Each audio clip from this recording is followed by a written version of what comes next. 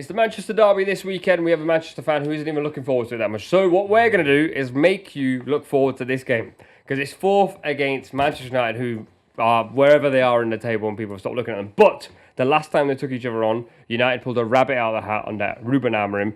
You got any fears of that potentially happening again? You know what? I think if this had happened, if this game was like 3 weeks ago, I think I would have. But what I've seen from the last two games, particularly the Bournemouth game in the second half, I'm not a huge XG merchant, but City managed to quell Bournemouth to 0.0 XG. They had no shots on target in the second half. And we were all saying before that game how vulnerable City are in midfield. And Pep Guardiola chose the unction. He had Kovacic, he had Gundogan, he had Bernardo Silva, all in midfield. No Nico Gonzalez, who we bought. And they actually all performed really, really well. Same again last night. Gundogan was absolutely fantastic. And Pep said something after the game, which I think we're probably guilty of it a little bit because we like to have conversations and we like to feed into narratives. And City have been a massive talking point this year because they've been so poor compared to what they have been. And I think a lot of us have probably overanalyzed it a little bit. And we've both said it's a little bit psychological, like how they fold in games when they go one goal behind.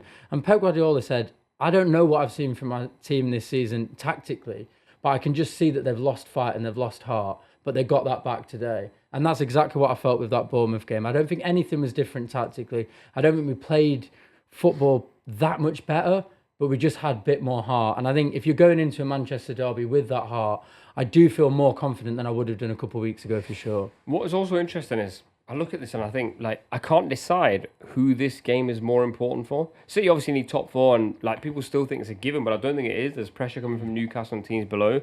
And then Manchester United obviously lost to Forest, played quite well, and they're in a situation where people are actually saying they're on an upturn of form. Who needs this more? City need the 3 points more. Manchester so? United finish where they finish. Yeah, the 3 points, in terms of consequences, where teams finish in the league, City need to finish in the top four, top five, whereas Manchester United aren't going to finish in Europe through their league position. All concentration is now on the Europa League for them.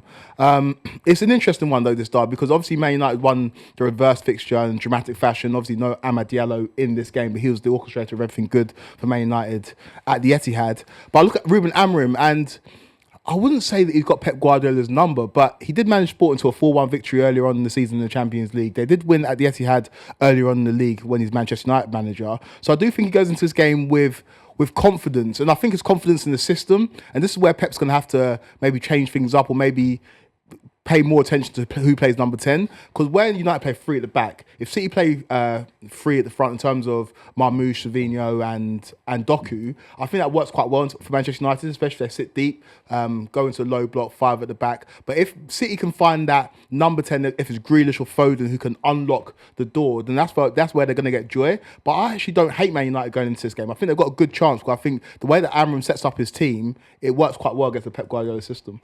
Let's talk about that front four then for City, because I think I agree with you. I think that's probably where the game gets decided, because City's front four are really good against Leicester, but obviously, no offence to Leicester fans, but it is Leicester. Grealish played in the 10, not Foden. Marmoush led the line, scored. Doku and Savinho either side. That's a very different front four to what we've probably associated with Man City in recent times. Yeah, definitely. I think the fact that Phil Foden's having an off-season is probably one reason for that. I do expect him to play against Manchester United because he is that guy and he always scores against United. He always puts in good performances. And it's quite hard to leave a boyhood man like that on the bench against United. So I would expect him to start. I think the number 10 is really interesting. And I screamed about it 3 months ago when Jack Grealish played number 10 against Nottingham Forest. City won 3-0 comfortably. And he probably doesn't give you what a De Bruyne gives you in that his passing range going forward isn't unbelievable. But I saw it 6 or 7 times last night. And granted, it is Leicester. But he picks up the ball in his own half before the D. And he does drive because people don't know how to tackle him. Whatever you say about Jack Grealish, he either gets past you or he gets fouled.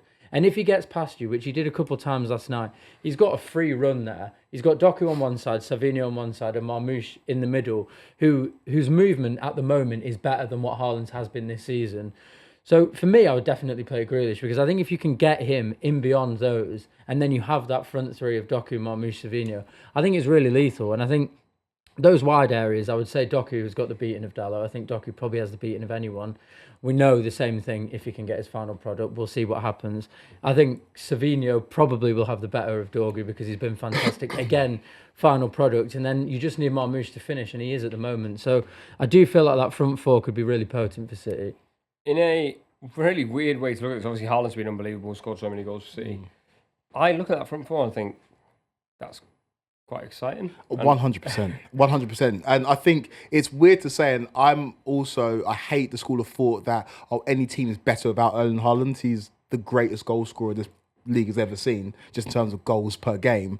But Marmoush, in terms of what he offers City, I think he doubles the amount of touches outside the box in comparison to Haaland. And obviously in the box, he's showing that he's a good finisher as well. And so I think he's going to be a lot more involved in the build-up, which is important against the Man United side that are going to sit a lot deeper. I think it's the perfect game to go with that front three. And it reminds me, I always say, my favourite City team was the 18-19 team where you had Sterling, Sane and Aguero. And it was just more fluid. You knew what the wingers were going to do. You knew what the front one was going to do. And with Erling Haaland's emergence to City, like you've mentioned, it's changed the way you've played. Yeah. And maybe to a detriment, but you have got a treble off the back of that. You have won multiple league titles with Haaland in the team. But I think in a game like this, with the form that Marmoush is in, I think he will be a difference maker for a United team that, again, barring the Nottingham Forest result, they had been on a good run.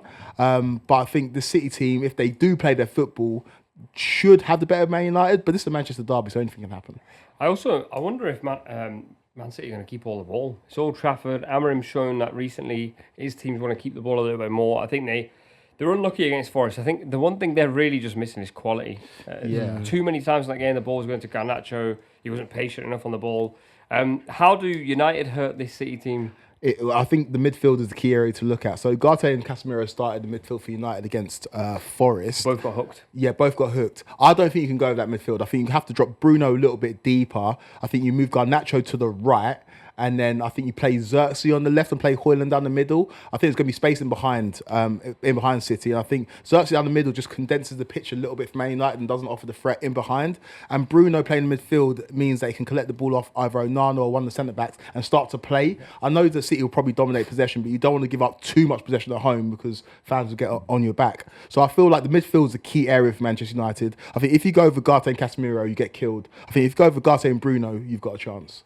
Yeah, I agree. I think as much as I've said that the midfield has been better in recent weeks, it is still old and it is still Gundogan, easy though, to get recent out. weeks, though, he's been great. He's been great, but the problem is there is a genuine concern with his pace. He is actually genuinely slower than most players in the Premier League. So for me, no, but I love the guy, but I think you just have to be realistic about it. So if I was a United fan, playing Casemiro is a waste. It's pointless because he's just as slow as Gundogan. You need to probably attack that midfield. I saw Mason Mount coming on against Forest. I didn't think he was too bad. I think if I was United, I think I'd actually be looking at maybe playing him and trying to feed the balls in behind. I think what's interesting here is like both of these two midfields have been pretty poor all season long. And there is a real lack of legs in there. And to be honest, apart from Bruno Fernandes, a real lack of quality. And so I wonder if say, and I look at that Manchester United forward line, just isn't scary, but City have been fragile at the back, and I'm seeing O'Reilly possibly playing at left back.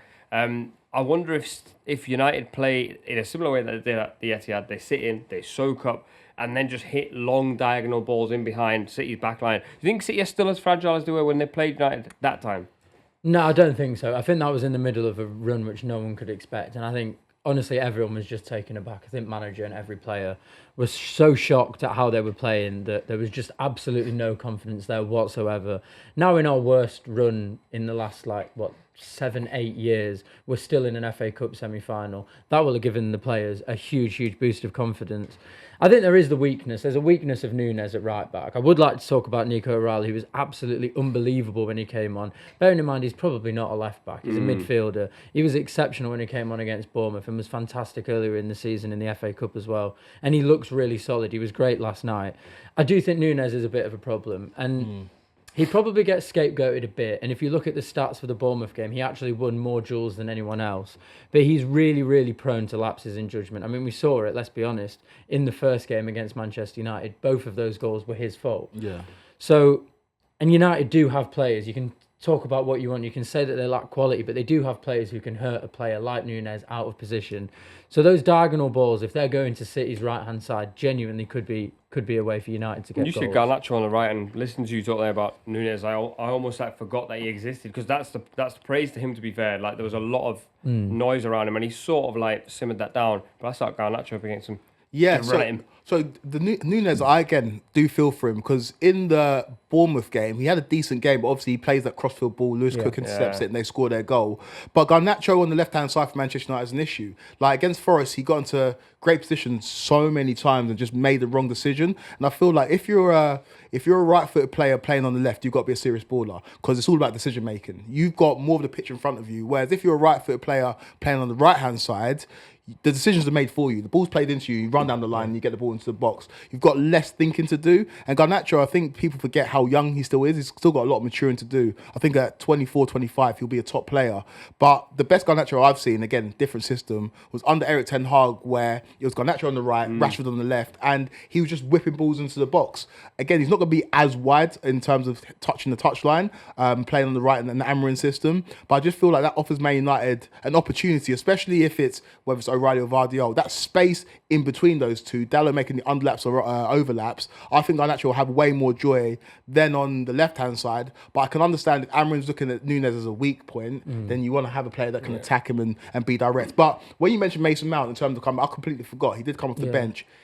Amorim apparently loves him. Him in that left-sided position, which he played for Chelsea in the Champions League final and played very well, kind of one of those number 10s behind the striker, I think could work quite well against Man City. I mean, the one thing I would say about City and the fragility is, like, I may be completely wrong here and I might be proved wrong via stats, but I don't fear wingers on their right foot crossing the ball in. I feel like we've got very good headers of the ball. We've got very solid defenders who will always clear the ball. They might be prone to a few mistakes, but that's not a tactic which particularly worries me. I'd be way more worried with Garnacho on the left, using his tricky feet, getting in, putting passes in behind, because the goals that we've conceded this year, the vast majority of them have come from lapses in judgment. And it's less likely you're going to have a lapse in judgment when you're just heading a ball clear than when you're running at full pace, trying to mark wingers. So I feel like that is something that I'd be more nervous about, I think, if Garnacho was on that side. But with Garnacho, he hugs the touchline when he's on the left-hand side. And the reason why they brought in Dorgu is for his overlapping ability. And so he occupies a similar space to Dorgu. Whereas if you have a player who's more inclined to come a little bit more narrow, then you can exploit Dorgu's pace in behind the Nunes, who is struggling defensively in some instances, despite the fact that he's been better in recent weeks. So I know what you mean in terms of Garnacho's tricky ability with the ball at his feet, but in terms of what Amorim wants to do in terms of using those wing backs, I think Garnacho on the right-hand side just makes more sense for me. All right, big decisions for both managers.